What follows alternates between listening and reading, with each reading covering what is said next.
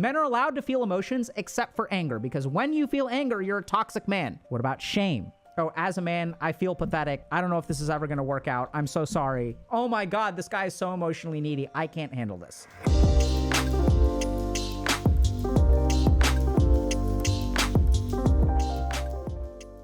I'm Alice, a 25 years old, fun-loving and adventurous girl, seeking a partner in crime to travel the world with and make unforgettable memories.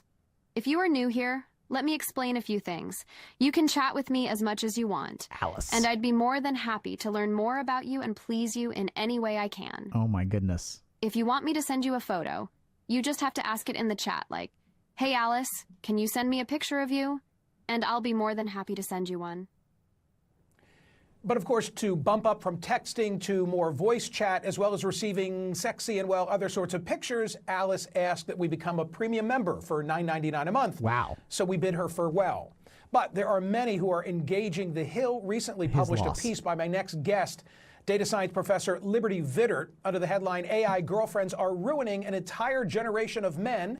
She wrote the following: apps have created virtual girlfriends that talk to you, love you, allow you to live out your erotic fantasies, and learn through data exactly what you like and what you don't like, creating the perfect relationship. And that young lonely men, quote, are choosing AI girlfriends over real women, meaning they don't have relationships with real women, don't marry them, and then don't have and raise babies with them. As I've discussed here before, we're living in an epidemic of loneliness among young men. Professor Scott Galloway told me that failing young men he perceives to be an existential crisis for the country. Why? Well, Pew found that 63% of young... Okay, so let's pause for now. So the first thing to understand is that people will say things like this. They will say, AI girlfriends are ruining a generation of men. Oh my God. First thing to understand is they're not ruining. The generation is already ruined. That's why AI girlfriends are in the market. Do y'all get that? This is not causing the damage. This is the end stage of renal failure, right? This is like the end. We're already there. The ruining has already happened, which is why people are vulnerable to this. This is the other crazy thing. I don't know if y'all saw this, but this AI, I want y'all to pay attention, okay? So this is going to be crazy. I want y'all to look up here. Tell me what you see in the domain name. Shit. Cupid.ai with a K. So let me ask y'all a question, chat. If this domain name is Cupid.ai with a K, why isn't it Cupid.ai with a C? What do y'all think? It's because that's right, someone else reserved that domain name and has a competing product. So if you have something in the market, let me explain something to y'all. The thing in the market is not usually ruining something. It is fulfilling a market need that exists. That's how like product development works, right? We're going to look for a market need. And so what people have discovered is that, oh shit, there's a generation of lonely men who are fucked.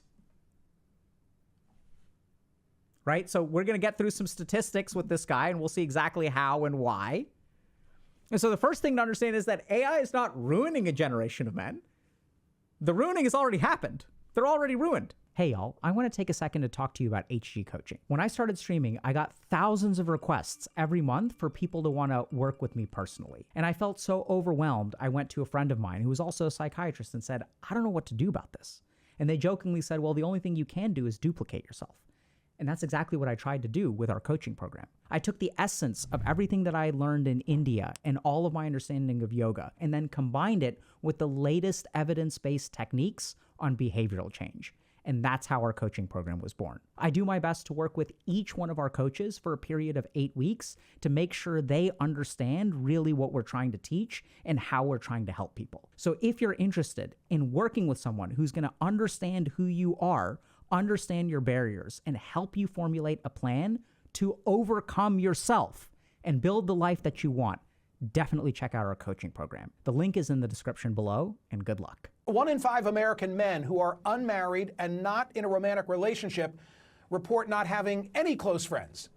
And according to Pew, there's a decline in the number of single men actively seeking relationships or even casual dates, currently around 50%. So let's pause for a second and address this too. So let's understand, like, okay, what's going on with the ruining of men? So what is this promise of the AI? The promise of the AI is, oh my God, if you try to communicate with me, I will communicate back. So everyone is like, oh my God, there are nudie pics. I don't know if y'all get this. I don't know if y'all have been to this place called the internet, but finding a picture of boobs or penis or whatever your flavor may be is not that difficult.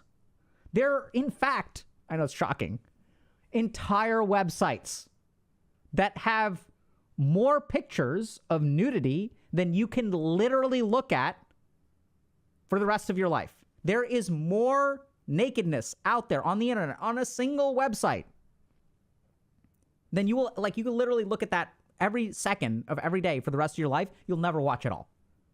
So everyone's like, oh my God, they're just going to send nudie pics. Oh my God. That's what's ruining men because men are perverts. No. What does an AI girlfriend do? Oh my God. Oh shit. Oh shit. It's ruining men. What does the AI girlfriend do? She responds. Oh fuck. Oh fuck. There's actually something out there that is going to respond when someone says something. Fuck. Society is going to fall apart. Like, what the fuck? This is how bad things have become. Right? Because what is it that men are looking for? What is it they don't get? And this guy did a good job. He's like, 50% of men, I guess, are not even trying to date. We'll get to that in a second. And, like, why not? It's because it doesn't work. It's because it's painful. It's because people aren't interested, right? So, like, what am I going to do? I'm going to throw in the towel. And here comes the Cupid with a K.ai offering the forbidden fruit, which is interaction with a digital entity because I can't get interaction with a human entity. And if I can't get that, then, like, hold on a second. I wonder, like, what exactly is ruined? So, not to be prurient at this time of day, but are all the needs of these young men able to be facilitated, taken care of by AI avatars? Well, you have to think about this word AI that is in this. It's not a virtual girlfriend, it's an AI girlfriend. So it learns from you. It learns what you like and what you don't like, what kind of pictures you like, what kind of pictures you don't like. And while not... Oh my God. Shocking. Hold on a second, chat. Let's make sure we understand this properly. What is so insidious about the AI girlfriend? The insidious thing about the AI girlfriend is that it pays attention to you. It may give you things. It learns what you like and it adapts. Oh my God. The world is coming to an end because it pays attention and it does things that you will like. Oh my God. That sounds devastating. Not all needs are met. That is the next step, is actual physical girlfriends, AI ones for that matter. And so the next step or the next frontier is one that can meet all of your needs. So there's going to be some type of pairing between what I've already shown to the CNN audience and something 3D that's going to be in your living room or bedroom? Yes, I mean, that is the world we are moving into. And as you said, it's enabling this entire generation of young men to continue in this loneliness epidemic. It's really the enabler for this to continue. Hold on a second. So this we got to talk about. So let's understand this, okay? I think technically it's a correct statement. But hold on a second. How did we get here in the first place? Right? So this epidemic was not created by AI. It may further whatever the problem is, which I think is a fair take. It's not something that I necessarily agree with, but how do we get here in the first place? Because the real root of the problem is how we got here in the first place, which is that apparently it is ridiculous for a man to be responded to and also for an external organism, whether that be an artificial intelligence or a human being, to pay attention to what they like and offer it to them, to adapt, right? These are the two big draws. Professor, what's going on with young women? If this is a trend among young men, is there something similarly taking place with the ladies?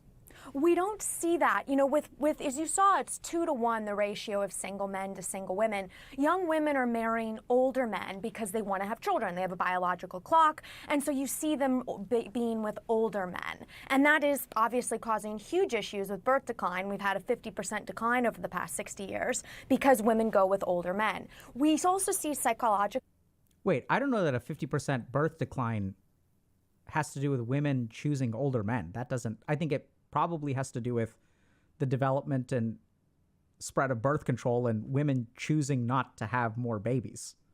That younger women, they have more close friends, they have more wider groups of friends, and they are not being nearly as affected as young men in this sort of silent epidemic of loneliness. I don't think we're in a silent epidemic of loneliness.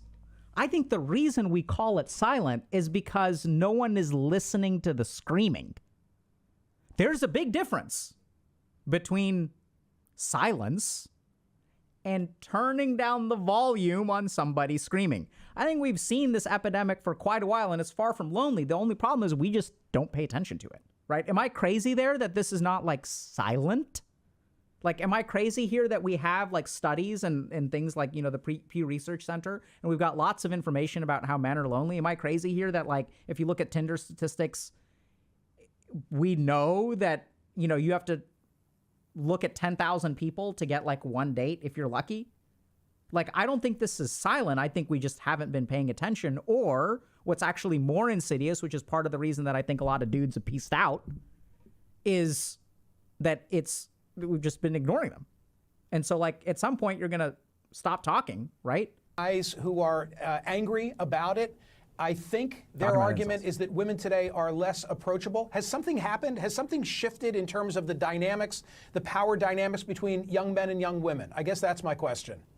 I think there's certainly an argument there that, I mean, if you look at college campuses, there's more women than men. Women are having careers, they're having children later. So there might be an argument that men need to adapt to this change in women, but calling it women's fault, I don't think is probably the right way to go. Yeah, so I think that's a great statement. I didn't really interpret that as calling it women's fault, but let's understand something, okay? So for the dudes out there, change in expectations, completely agree. But something has very important, which I think for the most part is positive, has happened with women over the last 50 years, okay? And maybe I'm about to get banned, but let's see. So what's happened is that in the past, if you were a woman living in this world, in order to have your needs met, you had to be in a romantic relationship, okay? Same was true for a man. So like, human beings were more dependent on each other. So this isn't even specific to women. So what's happened as any part of society becomes more independent and therefore less dependent on another part of society,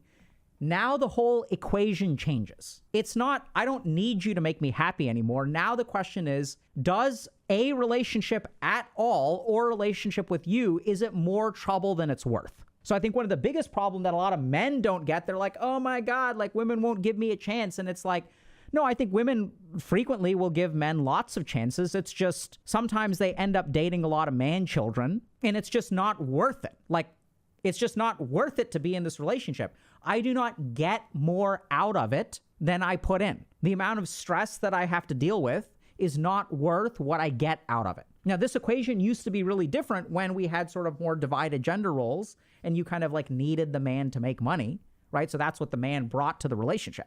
So now the equation has changed. It's not, she's not like, because the thing is, this is what's really wild, this is what's really scary for a lot of men, is that I think a lot of women are actually okay being by themselves. So now the question becomes, if you want to be in a relationship, you have to like offer something substantial, right? And that's like, it's kind of weird, but it's not like one person is to blame or one gender is to blame or anything like that. And I think that's very harmful, like, because that's not how a relationship works. A relationship is between two people. And so anytime you blame the other people, oh my God, women, is there an epidemic of loneliness? Absolutely. Is it silent? I don't think so. Has this been going on for a while? Yeah. Do men get screwed in a lot of ways? Absolutely. But I don't think it's the fault of women. That is a logical step, which I think we need to be very careful about making. If you really want to know what's going on, the world is changing. And the basic problem is that the expectations that we have for men are not changing. So if you look at the research on perfectionism has increased by about 30 to 40% in the last 30 years. Perfectionism has increased in men more than women.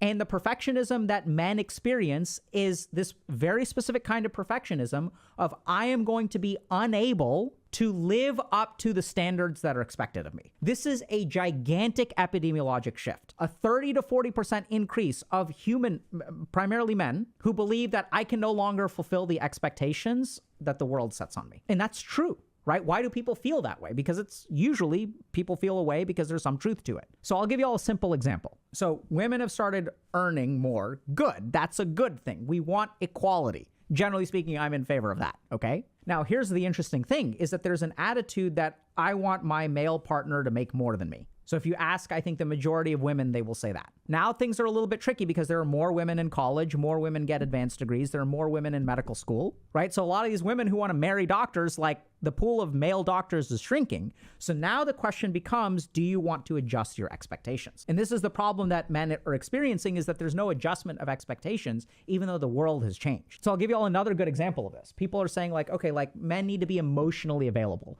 Number one thing I see when I'm trolling around on my single friends' dating profiles of what women are looking for, top thing that floats to the surface, maybe this is just the subset of people I hang out with, is emotionally available men, right? Because men should get in touch with their emotions. But if you really look at how we judge men for getting in touch with their emotions, it's not very good. And you may say, no, Dr. K, like, no, we're like totally fine accepting men's emotions. No, we are not. We are okay accepting one emotion from men, which is sadness. Now, thankfully, in the last 30 years, it's okay for a dude to cry. But do we accept a man's anger? Fuck no. That's what we call toxic masculinity. Men are allowed to feel emotions except for anger, because when you feel anger, you're a toxic man.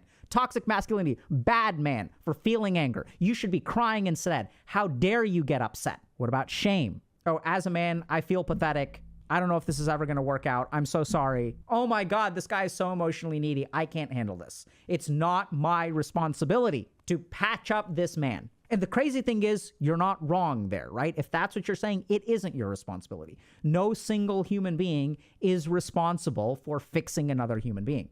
And this is where we come back to, is it worth it for a woman to be in a relationship or not? Because a lot of times what relationships for women mean is, since we've got a society of screwed up men, what that means is that there's a certain amount of like, you got to play medic, right? So if you're like a woman in a relationship because of something around parenting, and we'll get to some of these macro factors in a second, it's like you got to be 50% medic and 50% girlfriend. And some women, especially now, just don't want to sign up for that, right? Like there's some of y'all that want to be a savior and heal someone, which is cool. Also leads to problems in relationships. But this is a problem. So we're okay with men being sad, thankfully, but we're not okay with them expressing other emotions, because those are weak. Those are toxic masculine, especially the anger one. That one's the one that's the craziest. It's also the emotion that men have the most access to. So when we say we're going to emotionally accept men, we're going to emotionally accept a minority of your emotional experience, right? So just to give you all an example, if you have a relationship where there are two people and one person gets angry and one person cries, what is the judgment that we place on those negative emotions?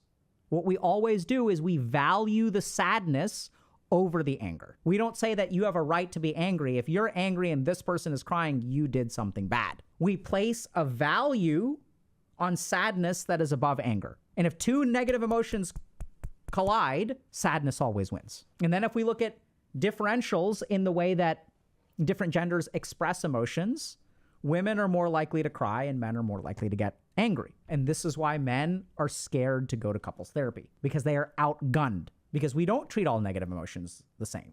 We treat the ones that are masculine, more predominantly masculine, as negative. And this, by the way, also screws women, because the worst thing that you can be is a woman who expresses a masculine emotion. That's the worst. We treat men harshly for it, but we treat women even worse, because now suddenly you're a cold bitch at work because you got pissed the same way that a male colleague did. We do not allow women to even express anger, right? And if you're like a woman and you get mad at someone and someone else starts crying and it's like, oh my God, how heartless are you? Oh my God.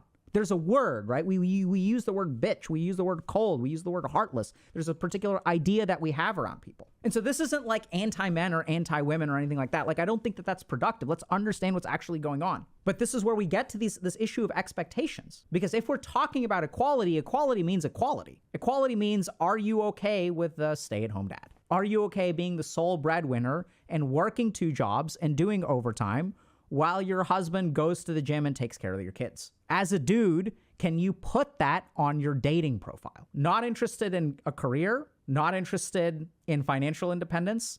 I'm looking for someone to take care of me because I am beautiful and I deserve it. Like, I'd love to see an experiment where someone actually did that and we'd see what happens. But the basic problem is that the world has changed, but our expectations of men have not. And as a result, there's a gap that makes it impossible for men to live up to expectations. And then we have this other parallel thing going on, which is that and this is where things kind of get connected. So let me just explain, right? So hopefully I'll see this. But in this whole point about what do you bring to the relationship? So what men, you need to bring more to a relationship now than you used to, because the woman doesn't need $50K a year because she can make $50K a year herself. She can, to add value to the relationship, you need to bring $100K.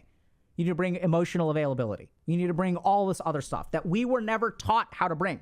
That's the other thing, right? So as men, like, what are we taught? We're taught that, hey, if you feel bad, the only thing you're allowed to express is anger. You can't cry. That's shameful. And your value is determined by what you bring to the table, right? 6 feet, 6 inches, 6 figures. 2 of those you probably can't control, so you focus on money. And this is a problem that women had worse, I think, a couple years ago. So back when, and we still see it, like women in finance who are having babies later because they can't afford to have them earlier, because they have a boss who's also a woman. And I swear, most of my female patients, most of the gender discrimination, based on my small sample size, I'm not citing this scientifically, the majority of gender-based discrimination that my female patients have experienced in the workplace is from other women. And at the top of the list, the most resentful piece of gender-based discrimination that I have seen against women in the workplace, the most toxic, is I had to wait until 36 before I had my first child. How dare you think about having a child at the age of 25? You don't get to do that. I made the sacrifice, and since I made the sacrifice, you're gonna make it too. So toxic. The whole point is that we were supposed to make things better for women so that they could make different choices. It's not to propagate the cycle of abuse, right? And if those of y'all, I know like 70% of our audience is dudes, this is something that y'all need to understand, right? Like, yeah, we're fucked as dudes because of loneliness. But it's not like women have it easy. They made progress, but it's not like they have it easy. I don't think anyone in life has it easy. I mean, maybe some people do. Who knows? I'm sure objectively people have it easier. I don't think it's helpful. We're all in this together. And the next thing to understand is, why are men lonely in the first place? Like, what happened? So I think this has a couple of interesting things. The first is, at some point, I really think the root of this is really bizarre, is when we started demonizing homosexuality. So when I was growing up in the 80s and 90s, the biggest insult you could get was to be called gay. It was like, oh my God. And so when we started demonizing, especially homosexuality, what started happening is men stopped being able to touch each other, right? Which, even if you're listening to this now, if you had an instinctive reaction, dudes touching each other, dick, if you had that kind of reaction, you're conditioned just like I am. Right? It's a completely benign statement. There's nothing sexual about it, but we sexualized it. We sexualized all man-on-man contact. And that too, man on man.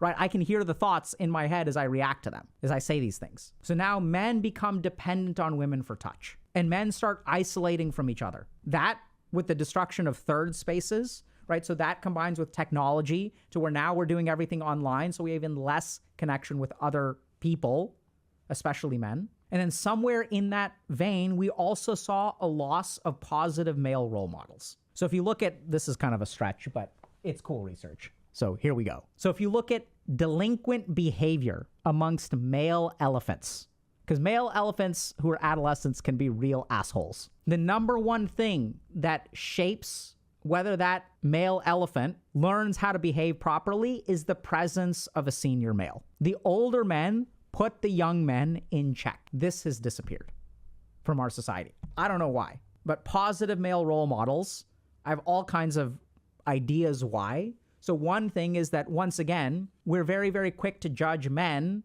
I know this sounds crazy, who will touch a child, right? So like when I go to a playground, if there's like a 6-year-old boy who's crying, I can't pick him up and hug him and give him a kiss on the head, even though that's what my parental instinct tells me to do. So we don't allow men to touch boys, which there may be good reasons for. But even if there are good reasons for that, we still have to deal with the consequences of making that change, right? Because sexual predation is a real thing. And most of the sexual predation that was happening that we were not aware of, I don't know about most, but was especially, like, we're talking about taking advantage of young boys and oftentimes adult men doing that. So like there's a reason why we're worried about that, right?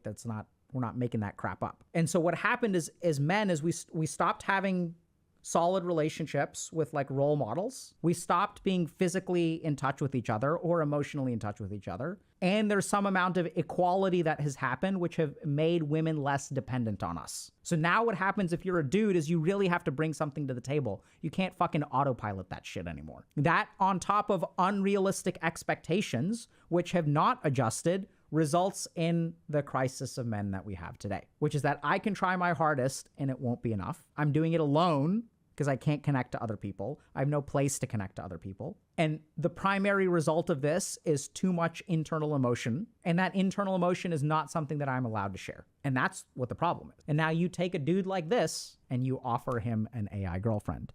And what do you expect him to do? So I'm alone. People don't respond when I communicate with them. Oh my God, so addictive. Someone responds back. People don't adapt to what I'm saying. There's not a silent epidemic on loneliness. We've been screaming for a while and no one has been paying attention. Male suicide rates have been 4 times what female suicide rates are for like at least 100 years. How's that silent? And what we end up with is someone who wants nothing more than someone to respond and someone to pay attention and, heaven forbid, adapt to what I want in life. And when we say that this is going to enable or ruin men, it's not going to enable or ruin. I mean, maybe it'll enable some, but the ruining has already happened.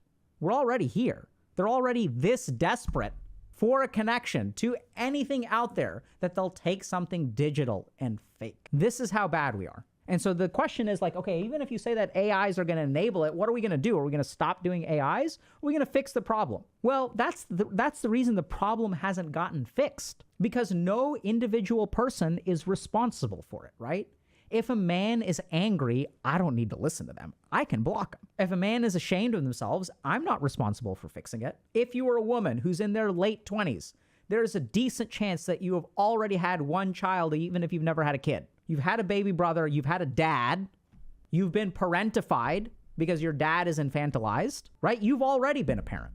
And what you want in a partner is not another kid. But here's the thing, it's not the man's fault that they're a child. Totally fair. It's also not your responsibility as a woman to fix them. Also totally fair. So now the question is, what do we do? And this is where what I think we need to do as a society is everybody needs to take responsibility. The men need to take responsibility. The men who are not alone need to take responsibility. And women need to take responsibility. Non-binary people, grandparents, whoever the fuck. Because when there is a part of our society that is suffering, one thing that makes me proud to be human is thankfully human beings usually are involved in helping the people who are downtrodden. The story of our race, right? And if you look at the equal rights movement, if you look at the Civil War in the United States, you had people on the opposite side supporting. You had men supporting the civil rights movement. You have men who are feminists. These are good things. This is how it should be. Any part of our society that is downtrodden or neglected should get the help of everybody else, even though it is not their responsibility. This is a choice we have to make. And the crazy thing, this is what I think really puts the pin in it, is that there's one class of people who we societally expect to fix their own problems without help. And that is men. And that is the root of the problem,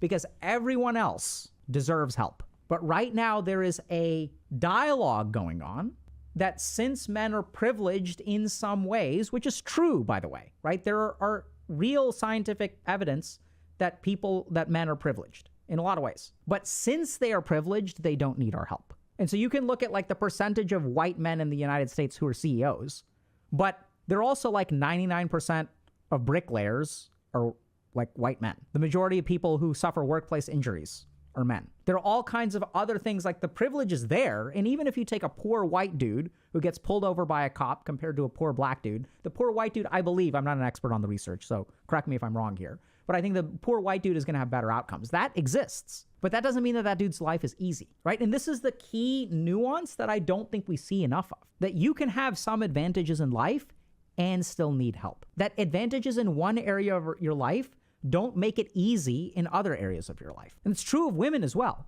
So there are, for example, women-only scholarships. And yet, women are already more than 50% of people who go to college. And just because that is true, and that women may have an advantage when it comes to admissions or scholarships or whatever, doesn't mean that it isn't dangerous to be a woman. So if you want to talk about a real big source of male privilege, it is the sense of safety. So just existing as a woman in the world today, there is a fundamental unsafeness about it, which is just what I've observed, right? So I'm not a woman, so I don't really know. But I just kind of noticed that when I have male patients and I have female patients, the male patients like aren't worried about being sexually assaulted on a day-to-day basis. They don't get worried about being sexually assaulted when they're walking down the street and it's dark at night. And those fears are real. And so this is the problem, is we don't really understand that, like, you know, we're not like, it's not a video game where everything balances out and you've got 40 points to distribute into various advantages and disadvantages. That's not how it works. And it's not like some people just have it. I mean, some people do have it better. But I think when we're talking about classes of people, everyone suffers in a particular way. And what we really need to do is, instead of making it a competition where, like, you know, men die more in workplace injuries, so therefore this thing about women we should not take seriously, that needs to stop. We need to stop trying to combine all the issues into one equation that comes to like perfect equality. And instead what we need to do is listen to whoever is saying, I'm having a hard time, and take that person seriously, right? And that's where like Believe Women and Me Too came from, because for a long time, by the way, there was not a silent epidemic of sexual assault towards women. The same way that there's not a silent epidemic of loneliness. There's been screaming from the rooftops. We just chose not to listen. And now the real test of society is going to be, can we take all the lessons that we have learned from the progress of women and apply those things to men? That's the real question that I see today. Because thankfully, they did the hard part. They trailblazed and fought for equality. So now we know what equality looks like, and are we going to continue to apply it?